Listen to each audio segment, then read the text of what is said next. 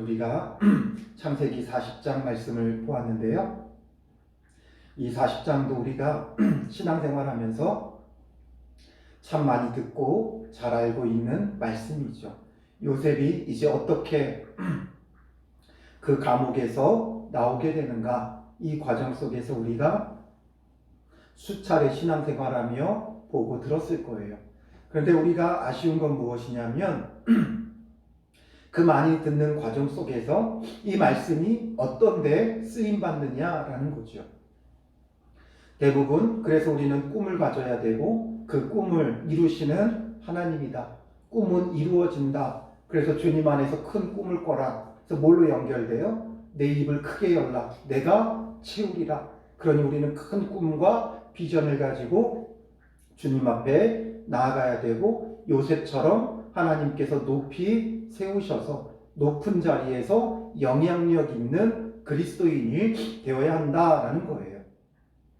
그래서 사람들은 이런 것을 뭐라 그러냐면 고지론 신앙이라 그래요. 높은 자리로 가야 선한 영향력을 미칠 수 있다. 물론 틀린 말은 아니에요. 틀린 말은 아니에요. 우리가 높은 자리에 있을 때 더 영향력이 큰 건 사실이에요. 그러나 그 높은 자리에서 그 선한 영향력을 발휘하느냐, 이게 문제죠. 사람은 높은 자리에 가면 변질되어져요. 자기도 모르게 변질되어져요. 그래서 교만하게 되어 있고 그 자리를 제대로 지키는 사람들이 사실상 많지 않죠.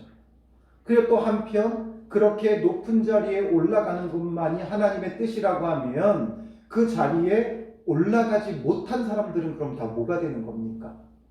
그들은 하나님 앞에 버림받은 것이고 하나님은 그들을 사용하지 않냐 하시는 거냐?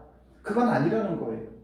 그래서 우리가 이런 것들을 바라볼 때 요셉의 이 삶을 통해 우리가 바라볼 때 앞선 본문에서도 나눴지만 하나님이 그와 함께 하셔서 그를 형통하게 하셨다 말씀하죠. 그 형통함이 무엇이냐? 높은 자리에 올라가는 게 형통함이 결단코 아니죠. 요셉은 지금 당장은 하나님께서 함께 하셔서 형통한 자가 되었지만 계속해서 어떻게 하고 있어요? 낮아지고 있어요. 높아지는 게 아니라 오히려 낮아지고 있더라는 거죠. 팔려가게 되고 보디발의 집에 종이 되고 그리고 그 종으로도 모자라서 보디발의 집에 지금 감옥에 갇히기까지 되어지죠. 그러므로 진정한 믿는 자들의 형통이라는 건 높은 자리에 올라가는 게 형통이 아니고 높은 자리에 올라가는 게 비전을 성취하는 게 아니라 구원자의 역할을 감당하는 거예요. 구원자의 역할을 감당하는 거예요. 그래서 요셉 때문에 보디발의 집이 복을 얻고 요셉 때문에 이 옥중에서도 그 옥에 있는 자들이 복을 받는 거예요. 이게 바로 믿는 자들의 형통함이죠. 그래서 우리를 구원자로 사용하시는 거예요. 진정한 구원자는 예수 그리스도죠. 그러나 그 예수 그리스도를 전하여 천하 만민이 복을 얻게 해야 되는 그 사역, 그 사명은 우리에게 있다는 거예요. 이것을 감당하는 자가 되어져야 돼요. 요셉은 이런 자였어요. 그가 가는 곳마다 복을 받아 누리고 형통케 되어지는 은혜를 누리게 하는 거죠. 그가 높은 자리에 가서만이 아니라 낮은 자리에 가면 갈수록 계속해서 그 신앙은 깊어지고 점점 더 형통한 자가 되더라는 거예요. 심지어 옥에 갇혀도 그 옥중에 있다 할지라도 그 옥에 있어도 그 옥에 있는 간수들뿐만 아니라 죄수들까지도 복을 받는다는 거죠. 근데 요셉의 이야기에서 빼놓을 수 없이 흐르고 있는 아주 중요한 소재는 뭐였어요? 꿈이었어요.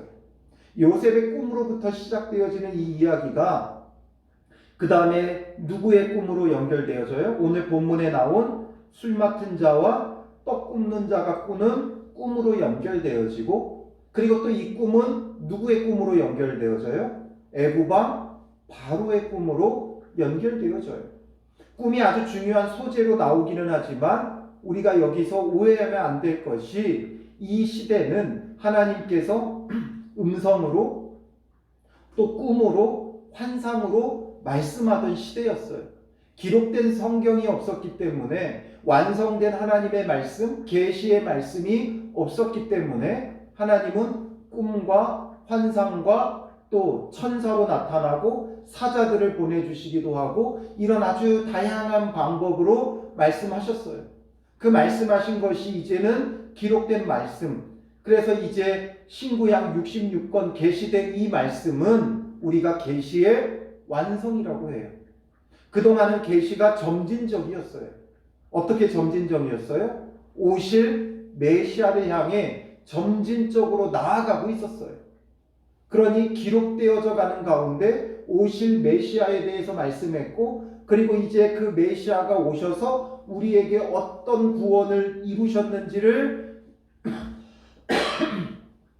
사도들이 기록하고 있고, 그리고 부활하시고 승천하신 예수 그리스도께서 다시 오심까지 사도들이 기록하면서 이제는 계시가 완성된 시대다라고 말을 해요. 그렇기 때문에 이 완성된 하나님의 말씀이 있기 때문에 이제 하나님은 더 이상 꿈이나 환상이나 또 천사나 이런 것으로 말씀하시지 않는다는 거예요. 그러나 오해하지 말아야 될 것이 하나님의 아주 특별한 계시들이 그런 일이 나타나기도 해요. 때로는 하나님께서 급하면 꿈인들 나타나지 않고 또 천사를 보내시지 않겠습니까? 하나님께서는 불가능한 분이 없으세요. 불가능한 일이 없으신 분이에요. 그러므로 꿈으로 환상으로 무엇으로도 말씀하실 수 있는 분이에요.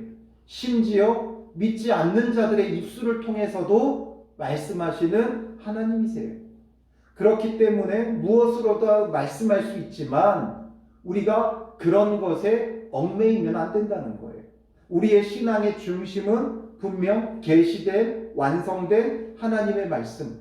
우리는 이 신구약 66권이 계시된 하나님의 말씀이고 정확무오하고 완성된 하나님의 계시로 받아들이는 자들이에요.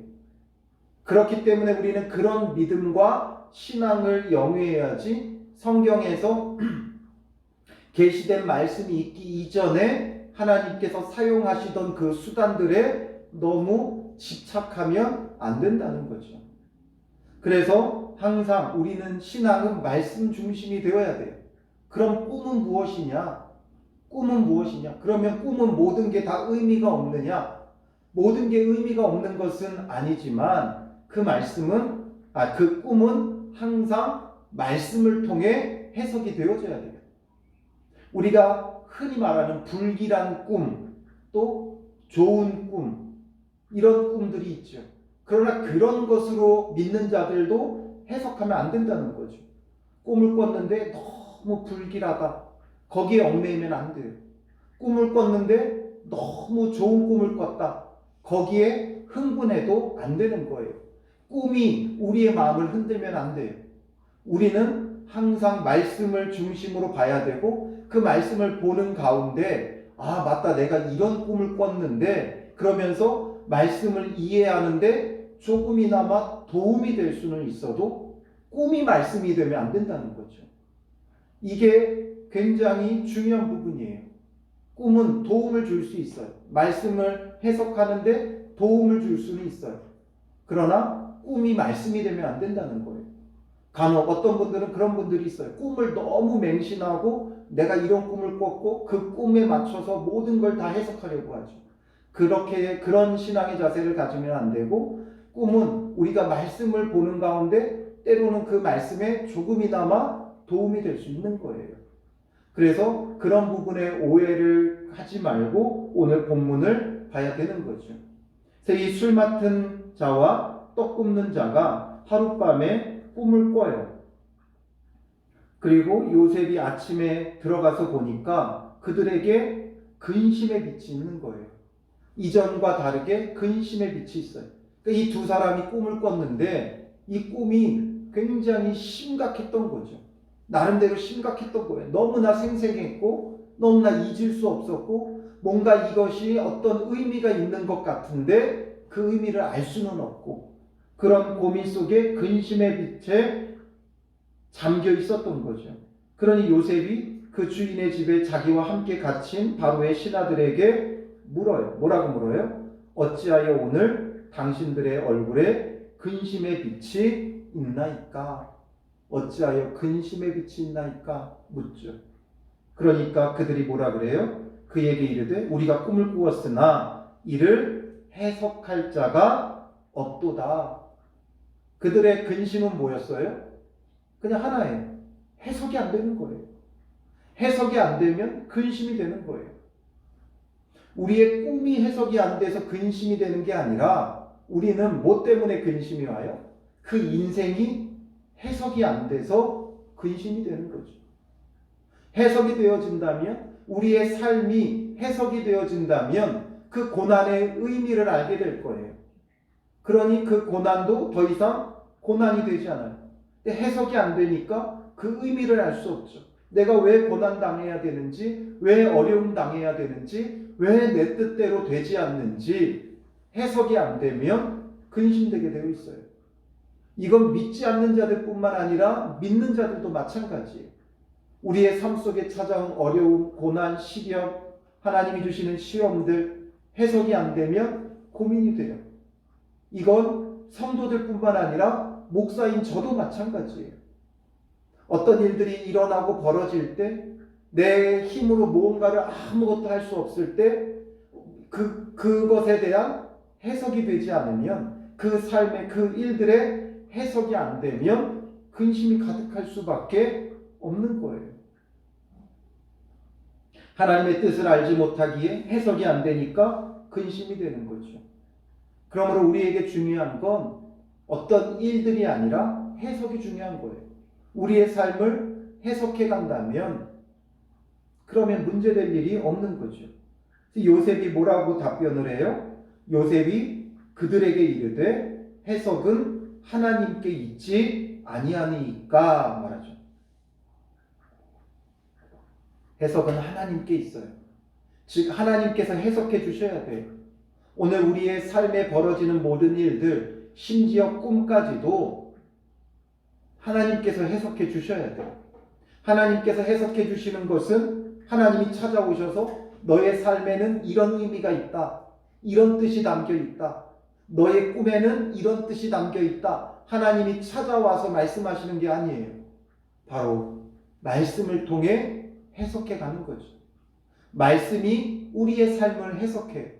말씀이 우리의 꿈을 해석해. 말씀이 해석하는 것이 진짜가 되어지는 거죠. 그러므로 오늘 우리의 삶도 말씀을 통해 해석해야 돼요. 그래서 우리가 말씀을 묵상한다는 게 그런 거예요. 말씀을 묵상하다 보면 그 말씀을 통해 오늘 나의 삶의 문제가 해석이 되는 거예요. 해결이 되어지는 거예요. 내가 고민하던 것, 근심하던 것, 왜 이런 일이 찾아왔는지 알 수 없고 근심되는 것들을 다 해석해 주는 거예요. 말씀이 우리의 삶을 해석하는 것, 이게 바로 묵상인 거예요. 주님의 말씀을 주야로 묵상하다 보면 그 말씀을 묵상하는 가운데 깨달아지는 게 있는 거죠. 아, 이래서 오늘 내게 이런 일이 있었구나. 이래서 내가 오늘 이 사람을 만났구나. 이래서 오늘 내가 이런 어려움이 있었구나. 이래서 오늘 내게 이런 일들이 벌어진 것이구나. 이런 것들이 해석되어지면 더 이상 근심할 일이 없죠. 그 의미를 알기 때문에 그런 거예요. 그러나 믿지 않는 자들은 해석할 길이 없어요. 해석할 길이 없으니까 믿지 않는 자들은 근심에 빠져 있어요. 그래서 모든 믿지 않는 사람들이 빠져 있는 그 근심, 염려 다 찾아보면 결국에는 세 가지로 압축된다고 했죠. 하나는 두려움이고, 또 하나는 허무함이고, 또 하나는 외로움이에요. 이것 때문에 그들은 근심할 수밖에 없어요. 근심의 빛이 떠날 일이 없는 거예요. 두려움들, 앞날에 대한 두려움, 죽음에 대한 두려움, 이것 때문에 그들에게는 근심의 빛이 있을 수밖에 없어요. 이 세상의 것을 추구하며 살아가는 그들에게는 허무함 때문에 근심의 빛이 올 수밖에 없어요. 뭔가 열심히 이루고자 달려왔지만 이루지 못해 허무하고, 또 이루고 나니까 아무것도 아니라서 허무한 거죠. 정말 힘들고 지칠 때 자기 곁에 있어주는 사람이 없기에 외로운 거예요. 그러니 근심의 빛이 믿지 않는 자들에게는 떠날 날이 없지. 그러므로 믿는 자들은 무엇보다도 먼저 하나님의 말씀으로 내 삶이 해석받아야 돼요. 그래서 나의 그 두려움들, 나의 허무함들, 나의 외로움들, 이 모든 것을 주님의 말씀을 통해 해석하고 치료받고 회복이 되어져야 되는 거죠. 말씀이 우리 삶을 해석함으로 회복되어지는 자가 되어야 돼요. 그리고 나서는 이제 나아가야 되는 거죠. 근심의 빛에 주저앉아 있는 자들, 두려워하고 있는 자들, 근심하고 있는 자들, 이런 사람들을 찾아가서 해석하는 자가 되어져야 되는 거죠. 요셉은 지금 그런 일을 하고 있어요. 그가 꾸었던 꿈, 하나님을 통해 아마 요셉은 해석을 받았을 거예요. 그렇기 때문에 자기가 지금 어디에 처해 있는 게 중요하지 않아요. 그가 비록 보디발의 집에 종으로 팔려가도, 그곳에서 종살이를 하여도, 또 그의 아내에게 모함을 얻어 감옥에 갇혔다 할지라도 근심할 필요가 없는 거예요. 왜냐하면 그는 해석이 돼요. 자기의 삶이 해석이 돼요. 그냥 이곳에 있는 것이 아니라는 걸 그는 알고 있어요. 하나님께서 그를 통해 이스라엘을, 그리고 그 모든 나라 일대를 구원하고자 하시는 하나님의 뜻하신 바 가운데 지금 훈련되어지고 있다는 걸 알고 있어요. 점점 낮아지고 있지만 오히려 그렇다면 이제 팔려왔으면 가정 총무가 된 다음에는 어떻게 해야 돼요? 자유자가 되어야 되고 뭔가 공직사회로 나가야 되고 그 다음에 점점 더 진급하고 높아져야 되는데 오히려 지금 감옥으로 더 추락하는 상황이 벌어졌지만 그래도 그는 낙심하지 않아요. 왜냐하면 그의 인생이 하나님을 통해 해석되어졌기 때문에 그런 거예요. 하나님께서 그를 통해 하고자 하시는 일을 알기 때문에 그러는 거예요. 그러니 오늘 우리는 우리 삶 속에 염려와 근심이 있는 건 말씀을 통해 우리의 삶이 아직 다 해석되어지지 못했고 다 회복되어지지 못했기 때문이죠.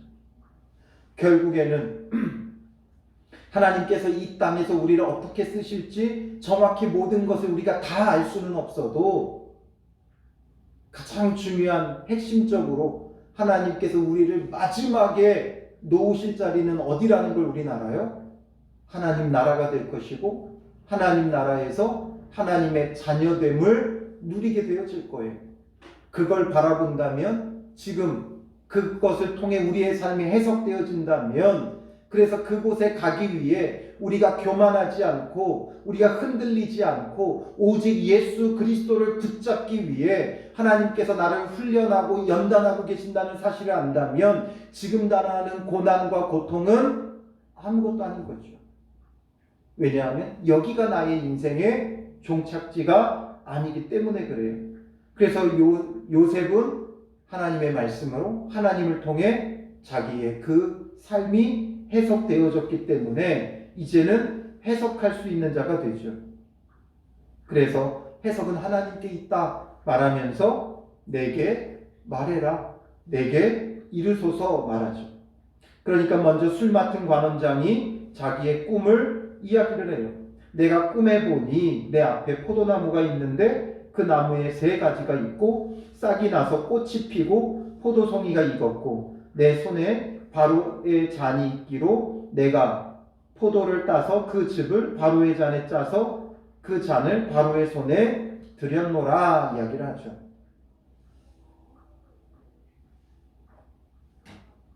이걸 우리가 그냥 인간적으로 해석해 본다면 사실 잘 해석을 할 수가 없죠. 싹이 나서 꽃이 피고 포도송이가 익어서 드렸다. 잘 될 겁니다. 복될 겁니다.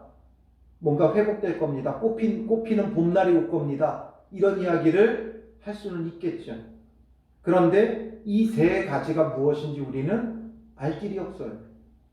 그런데 요셉은 그것에 대해서 분명히 말하죠. 그 해석이 이러하니 여기에 다 기록되어 있지는 않지만 요셉은 분명 하나님께 이 문제를 구했을 것이고 하나님께서 그에게 해석을 주셨을 거예요. 깨닫게 해주셨을 거예요.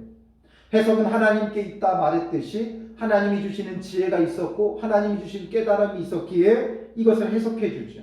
세 가지는 무엇이라고 말해요? 사흘이다라는 거죠. 사흘. 3일이라는 거예요. 지금부터 3일 안에 바로가 당신의 머리를 들고 당신의 전직을 회복시키리니 당신이 그 전에 술 맡은 자가 되었을 때에 하던 것 같이 바로의 잔을 그의 손에 드리게 되리이다 말하죠. 당신은 이제 회복될 겁니다. 3일 안에 회복되어질 것이고 다시금 그 직분을 감당하게 될 것이다 말해요.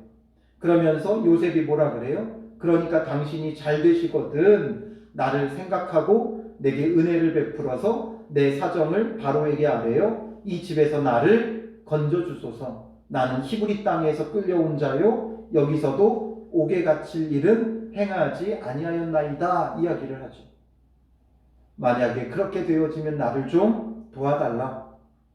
내게 은혜 베풀어 달라. 여기서 나를 건져달라 요청을 하게 되죠. 이것을 옆에서 듣던 떡 굽는 관원장은 그 해석이 좋은 것을 보게 돼요. 야, 좋은 해석을 하는구나. 그러니까 좋은 해석을 해주니까 자기에게도 좋은 해석을 줄 알고 이야기를 하죠.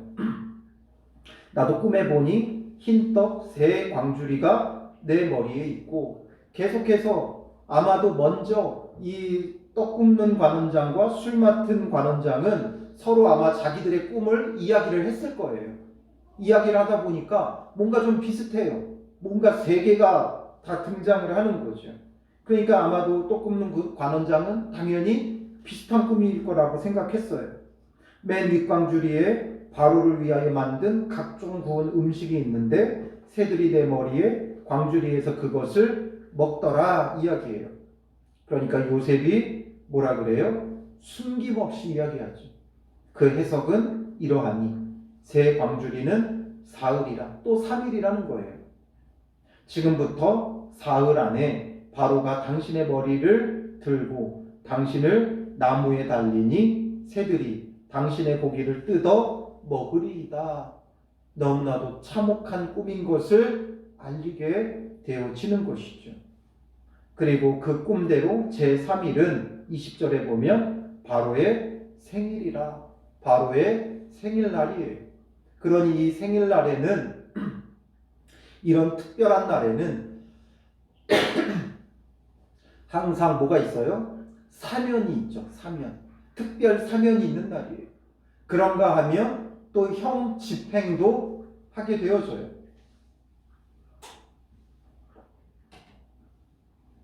그렇기 때문에 이 바로의 생일날 바로가 그의 모든 신하를 위하여 잔치를 베풀고 술 맡은 관원장과 떡 굽는 관원장에게 그의 신하들 중에 머리를 들게 하니라. 머리를 들게 하죠.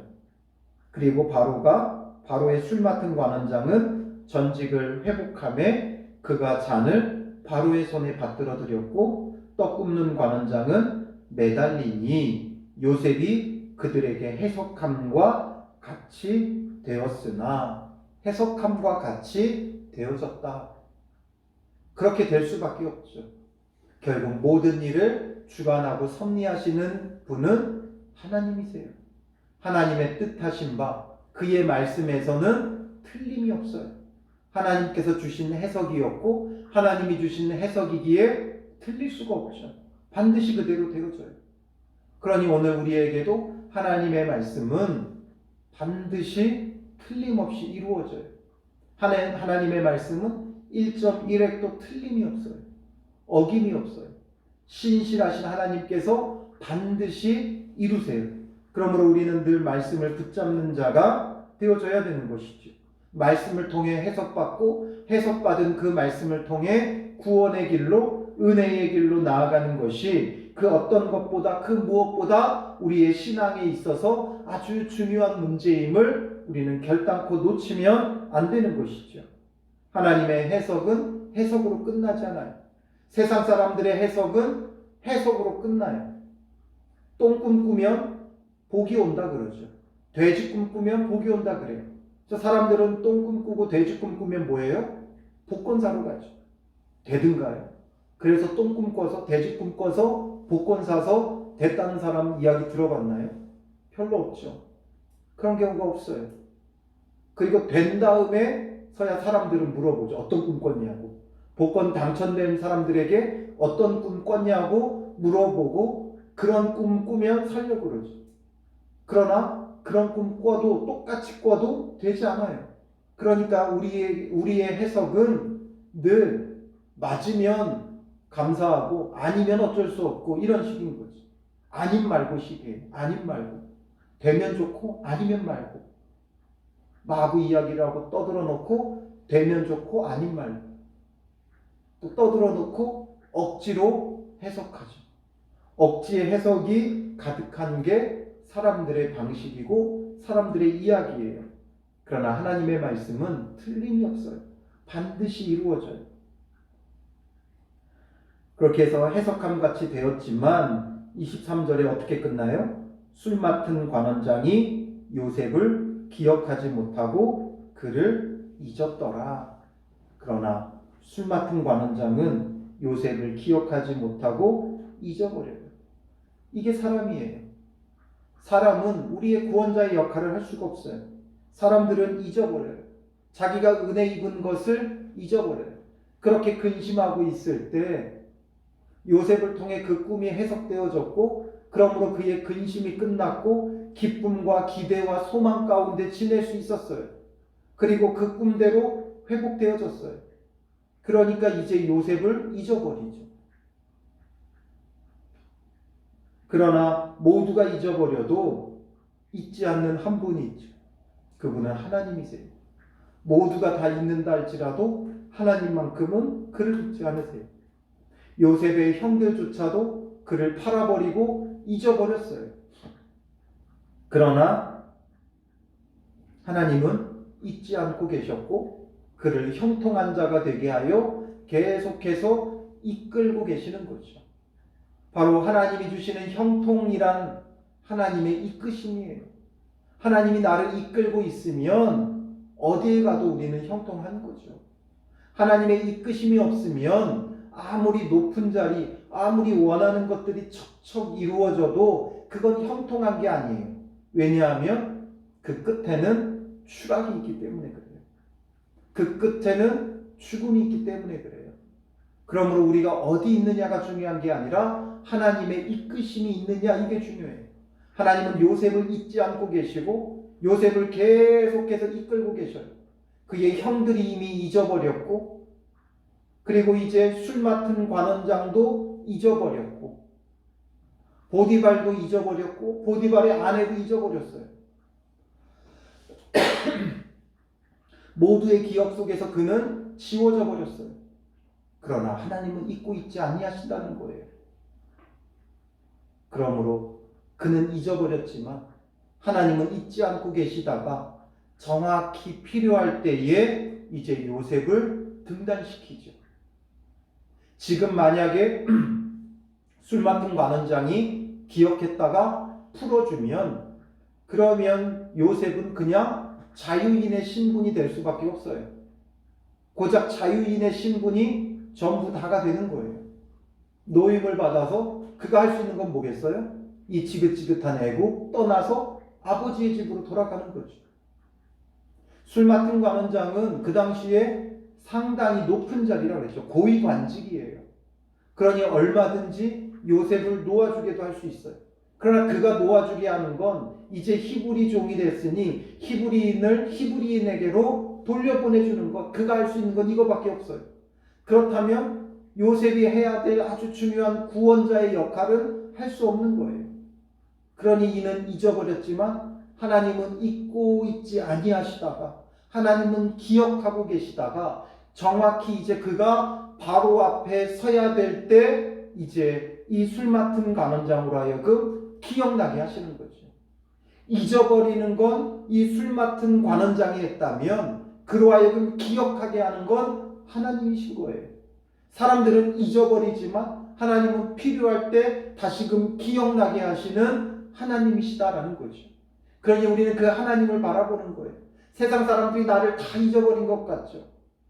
내가 은혜 베풀었던 사람들, 그 은혜를 모르고 다 잊어버린 것 같지만 오히려 모두가 다 잊어버리는 게 우리에겐 은혜예요. 왜냐하면 모두가 잊어버릴 때 하나님은 기억하시는 거예요. 너희가 내 자녀를 잊어버렸다면 나는 더욱 기억하리라. 이게 하나님의 마음이죠. 사람들은 점점 요셉을 잊어가고 있어요.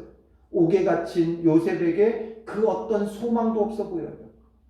술 맡은 관원장, 떡 맡은 관원장 처음 만났을 때 어떻게 보면 이들이 한 줄기 희망이었을 거예요. 이 술 맡은 관원장이 회복되어질 때 그게 하나의 희망이었을 거예요.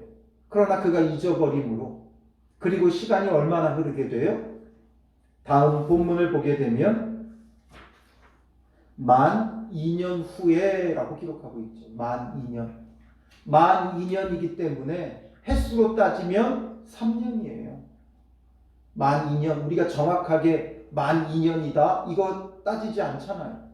그러니까 벌써 횟수로 3년이 지나간 거예요. 그러면서 요셉은 모두에게 잊혀져 간 것 같은 그 마음이 들었을 거예요. 그래도 그가 절망하지 않는 건 하나님이 자기를 기억하고 계신다는 사실이죠. 그의 인생을 해석받는 거예요. 그리고 만 2년 후에 이제는 바로가 꿈을 꾸게 하셔요. 그리고 그 바로의 꿈 때문에 요셉이 바로 앞에 서게 되는 날이 오게 되는 거죠. 이처럼 하나님은 우리를 기억하고 계시다가 정확한 하나님의 때에 우리를 무대 위로 올리시는 거예요.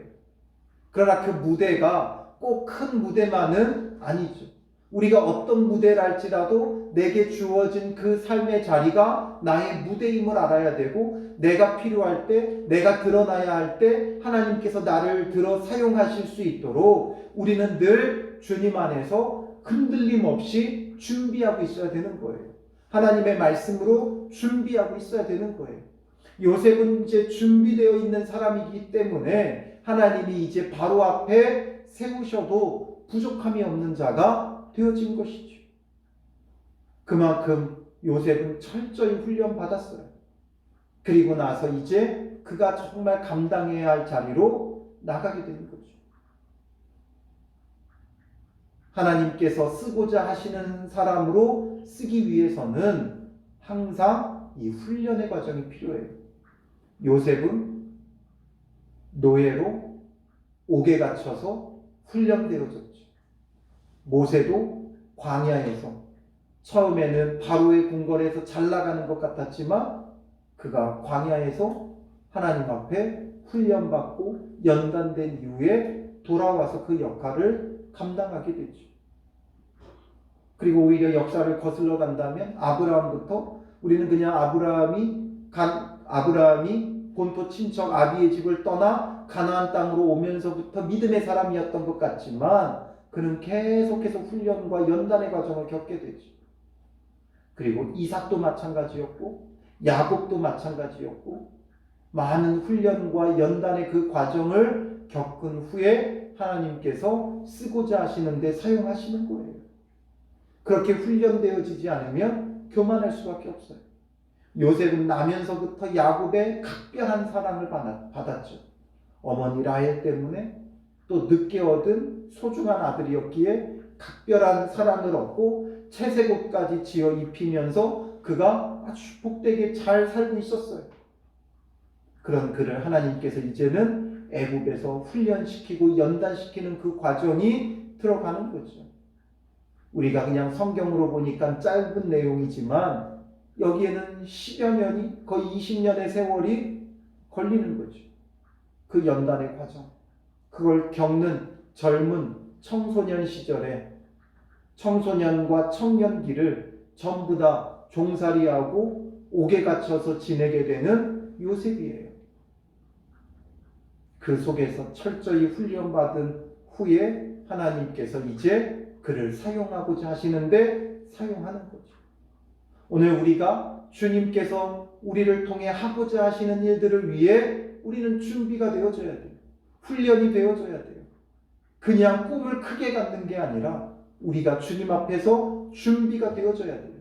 훈련되어져야 돼요. 낮아져야 되고, 그래서 결국에는 그리스도와 함께 죽고 그리스도와 함께 사는 것이 그냥 교리적으로 예수님께서 나의 죄를 위하여 십자가에 죽으셨기에 나는 그와 함께 십자가에 죽었고 이제 그가 부활하심과 함께 다시 살았다 교리적으로 아는 것이 아니라 정말 삶의 흔적으로 예수 그리스도를 믿고 따르면서 거의 죽는 것과 다름없는 그 인생의 경험 속에 주와 함께 죽어지는 것이 무엇인지를 알게 되고, 그러므로 그렇게 죽어지는 상황이었으나 다시 살리시는 하나님의 은혜를 경험할 때 우리는 주와 함께 죽고 주와 함께 사는 것을 알게 될 것이고, 그와 함께 맡겨진 그 삶의 자리를 이제 감당하는 믿음의 사람이 되어지는 거예요.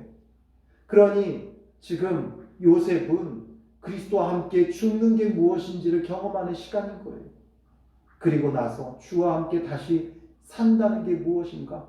그러니까 계속 낮아져서 거의 죽어지는, 모든 사람에게 잊혀지는 그 자리까지 간 이후에 주님께서 그를 기억하시다가 다시금 그를 살려 드러나게 하시는 거죠.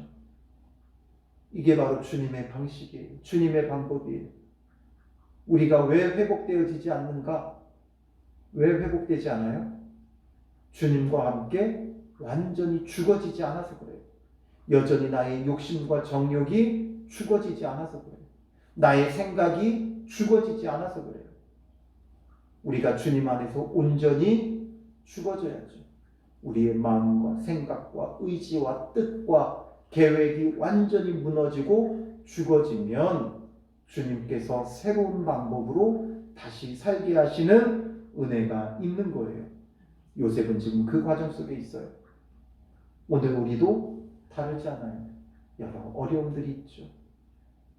그러나 그 모든 것은 주님께서 주님이 원하시는 곳에 우리를 사용하고자 훈련의 과정 속에 있다는 것을 우리는 말씀을 통해 해석할 수 있어야 되고, 그러므로 우리가 묵묵히 오늘 하루를 주님의 말씀으로 계속해서 잘 훈련받고 연단받고 말씀에 순종하며 죽어져야 되는 거예요. 우리가 완전히 납작 엎드리고 죽어지게 되면 하나님께서 기억하고 계시다가 모두에게 잊혀진 것 같았으나 기억하고 계시다가 다시금 회복해 하시는 놀라운 은혜가 있을 거예요. 꿈은 이루어진다가 아니라 우리를 주님께서 주님이 원하시는 곳에 사용하시는 은혜가 있는 것이죠. 그곳이 어디인지 우리는 다 알 수 없지만 어디든지 주님 보내시고 부르시는 곳에 나아갈 수 있는 믿음의 사람이 되기 위해 우리는 오늘도 훈련받고 있다는 것.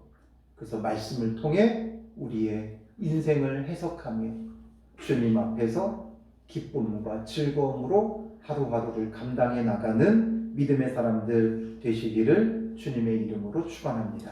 기도하겠습니다.